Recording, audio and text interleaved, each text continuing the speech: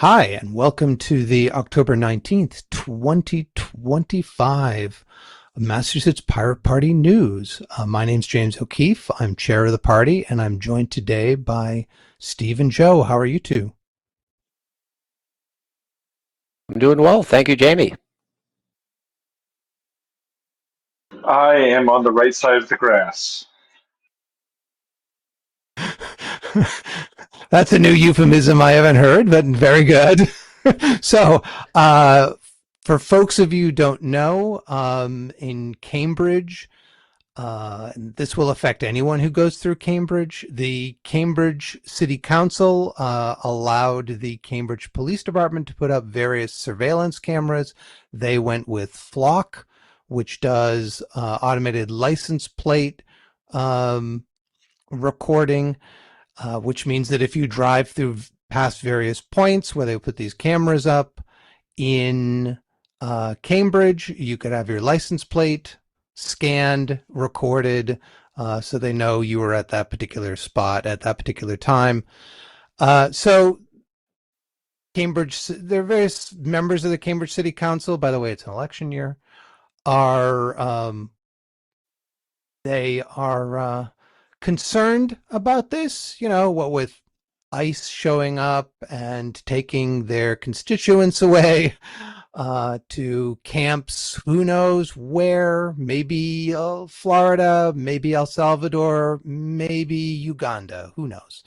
And so being concerned, maybe we shouldn't be sharing this data with a company that has no problem sharing it with ICE. And so there's a meeting on Monday of the City Council at 5:30 to talk about this. The Cambridge Police Department goes and says, oh no, everything's fine. We won't share this data. And the problem is once it's in Flock, it's Flock's to do with as they want. And Flock has been told not to share, and they still share. So just wanted to do a shout out to people, especially people in Cambridge, but also people who drive through Cambridge, work in Cambridge, are just concerned about cameras in Cambridge, to come to this meeting. You can attend virtually, or you can attend in person and speak out against this. You'll have between probably 1 and 3 minutes. Additionally, well, this is kind of from what we know, the map of where they're going to be. You'll notice there's a large amount down here in various parts of Cambridge that are perhaps more heavily populated by people of color. Funny that.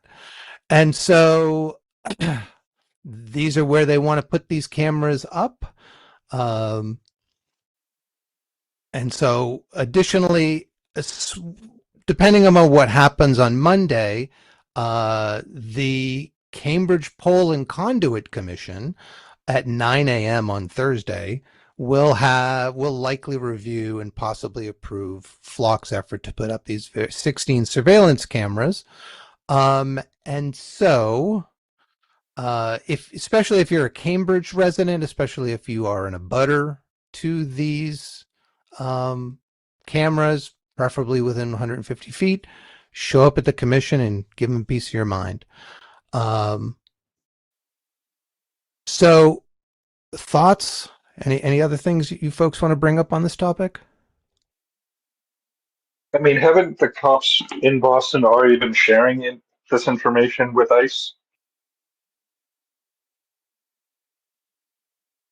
I wouldn't be surprised. The Cambridge's participation or Cambridge's involvement in Boston's ShotSpotter participation certainly involved that sort of sharing, but this is different technology and a different different company, and more likely a different kind of arrangement. The ShotSpotter thing was a little weird because the contract was with Boston. Cameras wound up in some parts of Cambridge or other for whatever reason, and the rather than Cambridge having direct control of the information, it's goes through my understanding is Boston and BRIC being the Boston Regional Intelligence Center. Yeah, another thing that happened recently this week was Flock has a partnership with Amazon such that Flock users can search Amazon Ring camera video, kind of a one-stop shop surveillance type of thing. Speaking of surveillance, we've started up the surveillance memory bank and resources. It's a little light because we're just adding stuff as we see it, not going back on all of the trove that we might have on, I don't know, this the Snowden stuff or Five Eyes revelations and things like that. So, if you have any links you want to send our way, by all means, and we've organized it into local, national, international, and some other stuff, the other resources that we found. So one other thing before we go on to kind of the main segment, kind of the more what's up with us, is the Boston Anarchist Bookfair is November 1st and 2nd, for the last few years, and indeed before the pandemic, we would have a table there. Demand is really high, go anarchists, and we unfortunately did not get a table. So we won't be there to talk to people, sitting behind a nice table or something like that, but we will be there. So on noon on both days, we're just going to have pirate meetups.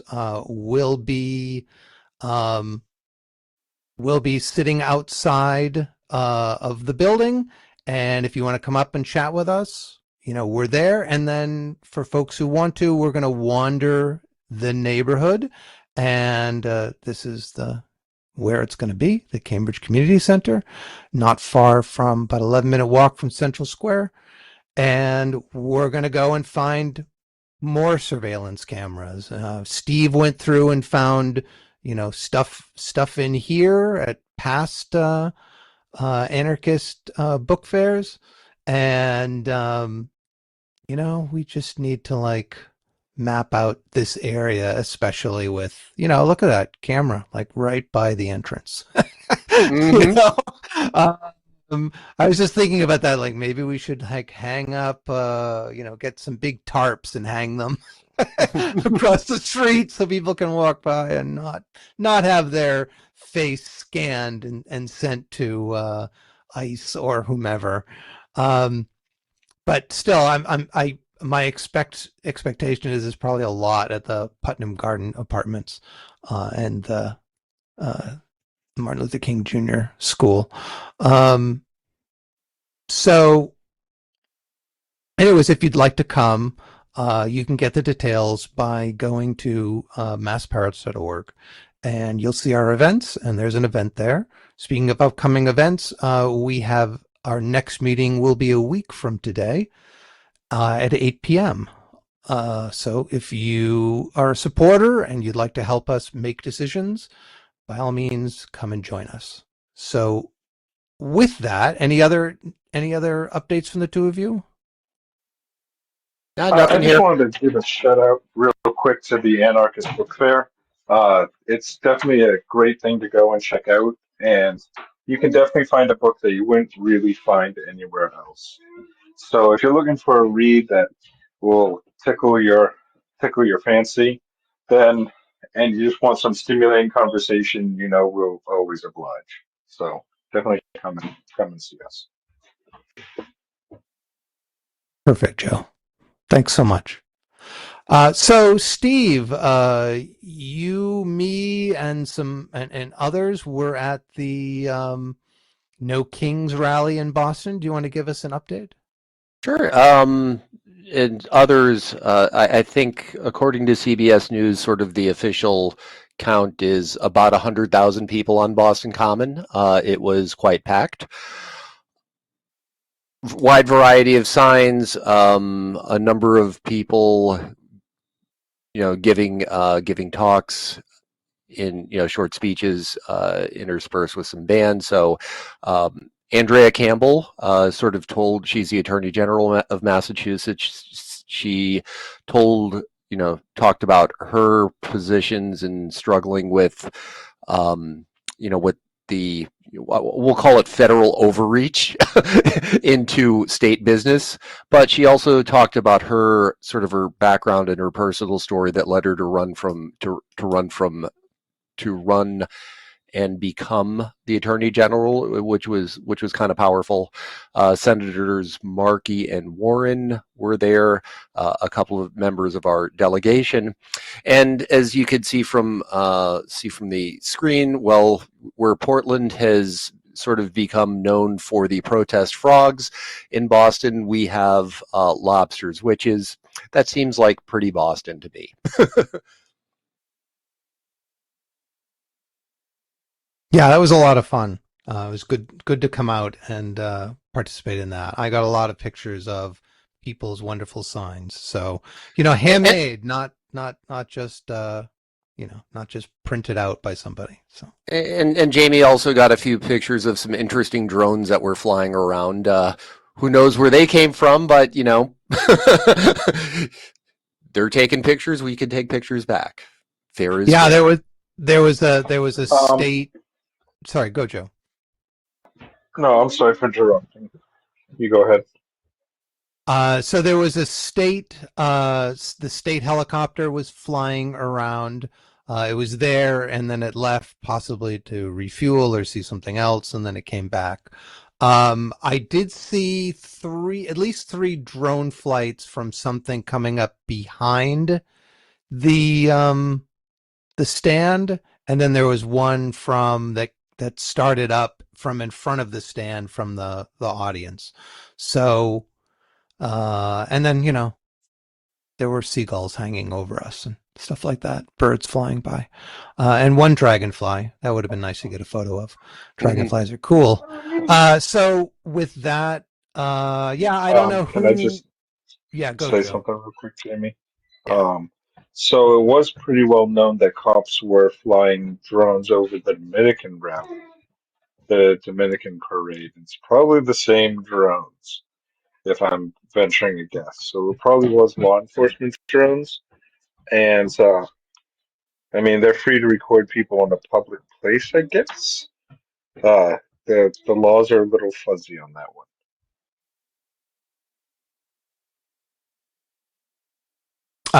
As long as, well, I mean, public place is public. So, yeah, I don't know who the three drone flights were. Could certainly have been police. Um, could also have been someone recording the event. So we'll see. I mean, considering I only saw three drone flights and I was doing my best to see what was there, I was kind of surprised there weren't more drones up in the air if those are police drones. So because what the Dominican parade had, what, I forget exactly how many, but certainly over a dozen, if I recall correctly. So, and speaking of that, in the whole No Kings thing, we do have this 2025 administrative coup memory bank because the long memory is the most radical idea in America. So if that's something that if you see stuff and you want to notify us, by all means, send them our way. And we also, if you're, protests are great, but there's lots of other things that we can do. And so we've put together a list, which is we're adding to it over time of things you can do to maintain your privacy, protect public documents, and so on and so forth. But our big feature, shall we say, comes from Steve again. Do you want to give us an update, Steve, on what you saw and what you Well, found out? I was. So this is a shot a picture I took on my commute home. It happens to be in Lexington, out by Route 128, and essentially I'm get to an intersection. I'm making a turn, and this big SUV comes down the road in the other direction, and as you can see, it's got this elaborate, it's got a camera rig on the back and the words "CycloMedia." I'm like, never heard of these folks before. Who are they? And like, what it is, new company. So it turns out that CycloMedia has been around since the 1980s. This started as sort of a research project at a Dutch university to basically develop, combined cameras and mapping and GIS software. Also a good reason why it's good to invest in research and development, because you could have this sort of cool thing that no one thought of before, and it takes a little bit of research funding in order to find it and then find uses for it. But in the 90s, the company did business in the Netherlands, in Scandinavia, and in Europe. And at some point later, they've, entered the US market. But basically, if you think of the Google map car that goes around with a bunch of cameras and takes pictures and lets you, look at, gives you Google Street View. This is, a company that does a similar thing, but they generally, the data is private, and they, sell access to it and analytics to it as kind of a service. So, for example, one of their target markets are utility companies. You want to keep an eye on like how your power lines are, where the trees are growing around your power lines and where they need to be trimmed. One way is to have someone go out and do field inspections. Another way is to use a set of geolocated images and run basically AI over that. They do similar things for keeping tabs on roadway maintenance, measuring lane widths, checking the conditions of guardrails, checking the conditions of road surfaces, municipal planning. It basically, they're selling, they're to some extent, at least, based on the materials on their website, they're selling access to photographic information. It's like field work as a service, kind of. They are, it is a Dutch company, so they are located in Europe, and hopefully they have better ideas and beliefs around information privacy than American companies. I don't know whether this is true or not, but it's just, hey, there's someone else who does this besides Google, and, that was something that was kind of new to me. Gentlemen?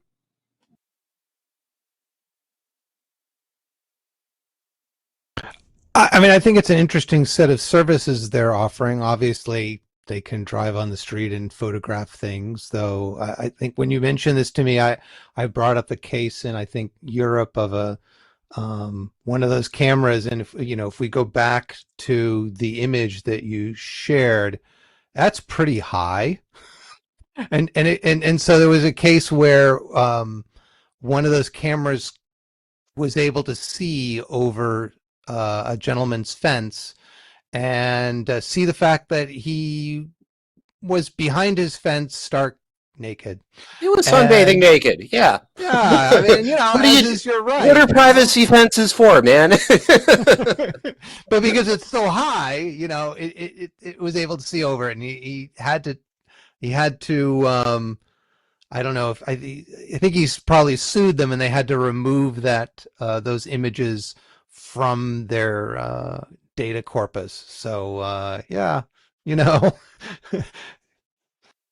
Well, I think Google ran into something, cases of that, but I mean, just things that are more basic. If you're driving around, if you've got a camera rig mounted on top of the vehicle, you're driving around, well, you're not only getting pictures of the scenery, buildings and whatnot, but you're also getting photographs of people that are in the vicinity. You're getting images of license plates. So there was a period where they had to kind of go through and start blurring that stuff out, or visual redaction. It's kind of the same thing here too, I think. Well, Google also has They also like look and see, they triangulate where Wi-Fi points are, right? So they can improve, like if you use Google Street Maps and you turn off Wi-Fi, it'll be like, do you want to turn Wi-Fi on in order to, this will improve the navigation results. And so, yeah, how Yeah, do they gather that information? I mean, it's broadcast, you know, I mean, yeah, it is. It so. is broadcast. There was a bit of a scandal years ago where Google realized that they had inadvertently recorded hundreds of megabytes of, wireless transmissions from people's Wi-Fi networks. You know, here's a tip, boys and girls: do not broadcast your SSID. Just put it on the wall, tape it to the wall, tape your, and people who are like visiting you can go and see it on itself. And definitely do not make it 1, 2, 3, 4, 5. Only idiots use that type of combination on their luggage. Yes, that is a Spaceballs reference. Or password,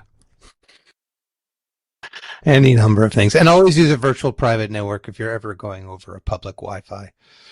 Though in a basement of a school near the pool where, you're in the side of a hill and the nearest houses are 150 feet away, maybe you're safe, but still, especially after hours.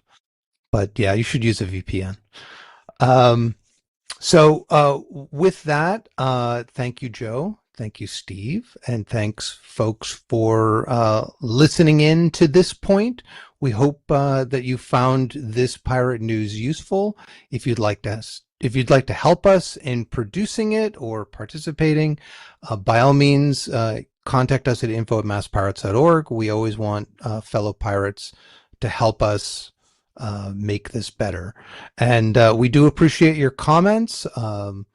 As especially the person who said, Jamie, your mic sucks. Use a real mic. And it was like, yeah, you're right. Really, I should. So I am. And so, actually, they were much nicer about it than that. That's just me. So, with that, thank you very much. And like, share, and subscribe, and all that other stuff. And please do share it if you found it useful or helpful. So take care, folks. Have a wonderful day and a wonderful week. Thank you.